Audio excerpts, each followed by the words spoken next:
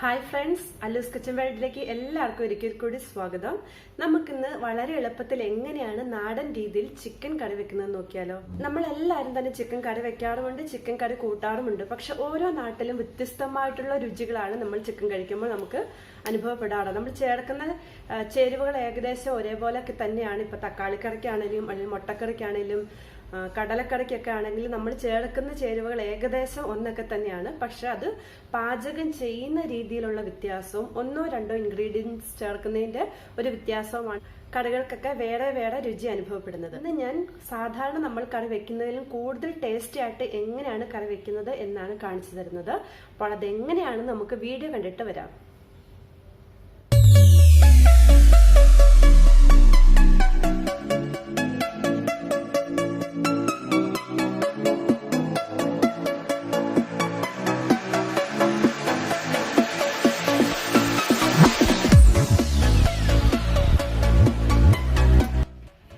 രണ്ട് കിലോ ചിക്കനാണ് വേണ്ടത്. അത് നന്നായി കഴുകി എടുത്തു വെച്ചിട്ടുണ്ട്. പിന്നെ 2 സവോള ചെറുതായിട്ട് അരിഞ്ഞത്, പച്ചമുളക് 3, വെളുത്തുള്ളി 8 അല്ലി, ഇഞ്ചി ഒരു ഇടത്തരം കഷ്ണം, പിന്നെ മല്ലിയില കുറച്ച്, ആവശ്യത്തിന് കറിവേപ്പില.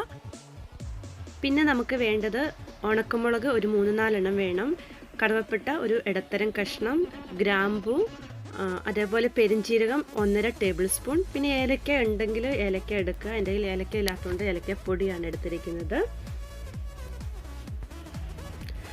മുളക് പൊടി 2 ടേബിൾ സ്പൂൺ, എരിവില്ലാത്ത കാശ്മീരി മുളക് പൊടിയാണ് എടുത്തിരിക്കുന്നത്. 2 ടേബിൾ സ്പൂൺ മല്ലിപ്പൊടി, 1/2 ടേബിൾ സ്പൂൺ മഞ്ഞൾപ്പൊടി, 1 ടേബിൾ സ്പൂൺ ഗരം മസാല ഞാൻ വീട്ടിൽ തന്നെ പൊടിച്ചെടുത്തതാണ്. അപ്പം ഇനി നമുക്ക് ഓയിൽ ഒഴിച്ച് നമ്മുടെ എടുത്ത് വെച്ചിരിക്കുന്ന സവോളയൊക്കെ ഒന്ന് വഴറ്റിയെടുക്കാം. ഓയിൽ ചൂടായി കഴിയുമ്പോൾ നമ്മൾ എടുത്തു വെച്ചിരിക്കുന്ന കറിവേപ്പില ഇട്ട് കൊടുക്കുക. അതിനുശേഷം ഉണക്കമുളകും ഇട്ട് കൊടുത്ത് അത് നന്നായിട്ടൊന്ന് വഴന്ന് വരുമ്പോഴത്തേക്ക് നമ്മൾ എടുത്തു വെച്ചിരിക്കുന്ന പെരിഞ്ചീരകം ഇട്ട് കൊടുക്കുക. പെരിഞ്ചീരകം നന്നായി അത് പൊട്ടി കഴിയുമ്പോൾ നല്ല സ്മെല്ലാണ്, നല്ല ടേസ്റ്റുമാണ്. അപ്പോൾ ആ പെരിഞ്ചീരകം പൊട്ടി കഴിയുമ്പോൾ അതേപോലെ തന്നെ നമ്മൾ എടുത്തു വെച്ചിരിക്കുന്ന കറുവപ്പട്ടയും ഗ്രാമ്പും ഏലക്ക മുഴുവനോട് കൂടിയാണെങ്കിൽ ഏലക്കയും ഇട്ട് കൊടുത്ത് നന്നായിട്ട് വഴറ്റിയെടുക്കുക. ഇനി അരിഞ്ഞു വെച്ചിരിക്കുന്ന സവാള ഇട്ട് കൊടുക്കാം. സവാള ഒന്ന് വഴന്ന് വന്നു കഴിയുമ്പോഴത്തേക്ക് അതിലേക്ക് അരിഞ്ഞു വെച്ചിരിക്കുന്ന ഇഞ്ചിയും വെളുത്തുള്ളിയും പച്ചമുളകും ഇട്ട് കൊടുത്ത് നല്ല ഗോൾഡൻ കളർ ആകുന്നോടം വരെ നന്നായിട്ട് വഴറ്റിയെടുക്കണം. ഒരു 3-4-5 മിനിറ്റ് എടുക്കും ഇത് നല്ലപോലെ ഒന്ന് ഗോൾഡൻ കളറായി വഴന്ന് വരാൻ. അപ്പം എപ്പോഴും തീ കുറച്ചിട്ടിട്ട് വേണം ഇതെല്ലാം വഴറ്റിയെടുക്കാൻ വേണ്ടിയിട്ട്, അല്ലെങ്കിൽ പെട്ടെന്ന് അത് കരിഞ്ഞു പോകും. അപ്പോൾ തീ കുറച്ചിട്ട് നമുക്കിത് നന്നായിട്ട് വഴറ്റിയെടുക്കാം. ഇപ്പോൾ സവോളയും പച്ചമുളക് ഇഞ്ചിയൊക്കെ നന്നായി വഴന്നു വന്നിട്ടുണ്ട്, കാണാൻ പറ്റുന്നുണ്ടല്ലോ, നല്ല ഗോൾഡൻ കളറായിട്ടുണ്ട്. ഇനി നമുക്കിതിലേക്ക് ആവശ്യമായിട്ടുള്ള പൊടികൾ ചേർത്ത് കൊടുക്കാം. അപ്പം നമ്മൾ നേരത്തെ ഏലക്ക പൊടിച്ചത് ആണ് എടുത്തേക്കുന്നത്. അപ്പോൾ ഏലക്ക പൊടിയും കൂടെ ഇതിലോട്ട് ഇട്ട് കൊടുക്കാം. മുളക് പൊടിയും മല്ലിപ്പൊടിയും ഏലക്ക എല്ലാം കൂടി നന്നായിട്ട് വഴറ്റിയെടുക്കാം. നമ്മൾ പൊടികളൊക്കെ ചേർത്ത് കഴിഞ്ഞിട്ട് ഒരു 2-3 മിനിറ്റെങ്കിലും കുറഞ്ഞത് ചെറു തീയിൽ നന്നായിട്ട് വഴറ്റിയെടുക്കണം. എന്നെങ്കിൽ ആ നല്ല കളറൊക്കെ കിട്ടുള്ളൂ. അതേപോലെ പൊടികളൊക്കെ നല്ലതുപോലെ മൂത്തെങ്കിൽ മാത്രമേ അതിൻ്റെ നല്ല സ്മെല്ലൊക്കെ ഉണ്ടാവത്തുള്ളൂ. അപ്പോൾ ഒരു 2-3 മിനിറ്റ് നമുക്ക് ചെറു തീയിൽ നല്ലതുപോലെ വഴറ്റിയെടുക്കാം.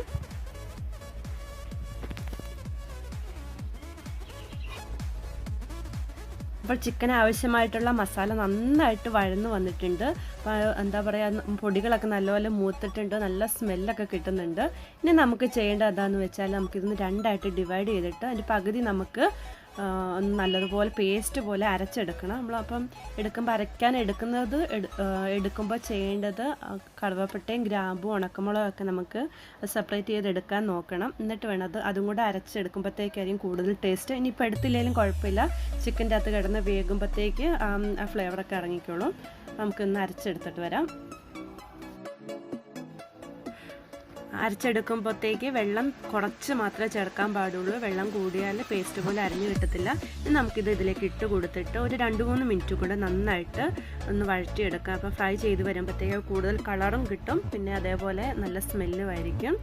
അപ്പോൾ നല്ലതുപോലെ 2-3 മിനിറ്റ് കൂടി ഒന്ന് വഴറ്റിയെടുത്തതിന് ശേഷം നമ്മുടെ ചിക്കനും കൂടെ ഇട്ട് കൊടുക്കുക. എന്നിട്ട് ആവശ്യത്തിന് വെള്ളം കൂടെ ഒഴിച്ചു കൊടുക്കുക.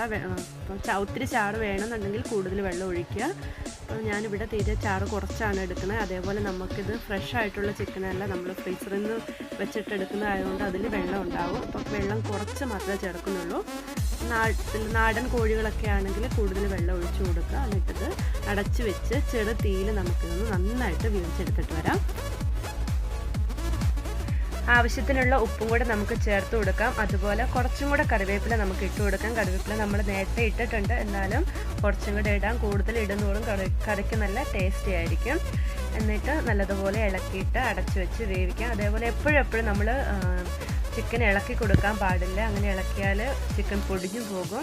നല്ലപോലെ മിക്സ് ചെയ്ത് വെച്ചതിന് ശേഷം അടച്ചു വെക്കുക, ചെറുതീയിൽ വേവിക്കുക. എന്നിട്ട് ഒരു പകുതി വേവാകുമ്പോഴത്തേക്ക് നമുക്ക് നല്ലതുപോലെ ഒന്നുകൂടി ഇളക്കി കൊടുത്തിട്ട് പിന്നെ അടച്ചു വെച്ച് വേവിച്ചെടുത്താൽ മതിയാവും. എപ്പോഴും ചിക്കൻ ഇളക്കി കൊടുക്കാൻ പാടില്ല.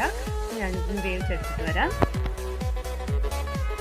നമ്മുടെ ചിക്കൻ നന്നായി വെന്ത് വന്നിട്ടുണ്ട്. ആവശ്യത്തിനുള്ള വെള്ളം മാത്രമേ ഉള്ളൂ. നമുക്കിതിലേക്ക് കുറച്ച് മല്ലിയിലയും കൂടി ഇട്ട് കൊടുത്തിട്ട് പാൻ വെച്ച് ഉപയോഗിക്കാം.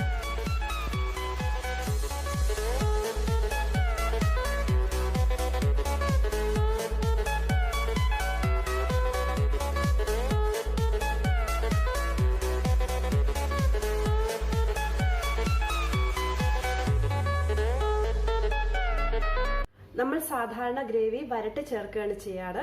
ഇത് കുറച്ചെടുത്ത് അരച്ച് ചേർക്കുമ്പോഴത്തേക്ക് മസാല ശരിക്കും ചിക്കനിലേക്ക് പിടിക്കുന്നുണ്ട്. അപ്പോൾ കൂടുതൽ ടേസ്റ്റി ആയിട്ട് അനുഭവപ്പെടും. അപ്പോൾ നിങ്ങൾ എല്ലാവരും ഈ രീതിയിൽ ചിക്കൻ കറി വെച്ച് നോക്കുക. എന്നിട്ട് നിങ്ങളുടെ അഭിപ്രായങ്ങൾ അറിയിക്കുക.